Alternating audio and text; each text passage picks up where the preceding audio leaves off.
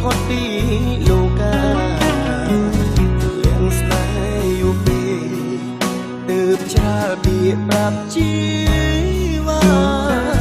មិននឹកស្មានថាអូនឆ្លើយបដិសេធមេស្រទុំសងហេតុអ្វីចិត្តខ្ញុំក្តៅម្លេះខ្វាយខលយ៉ាងនេះឬហេតុផលនោះចាញ់ស្នេហ៍ខ្មាំងតែនខ្លួនឯងហើយអូនក៏លែងហ៊ានក្បែរមិត្តភាពព្រោះប្រែ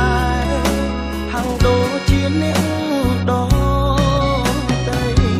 លោកលួចមើលមុខលួចមានទុកខាងទ្វេដ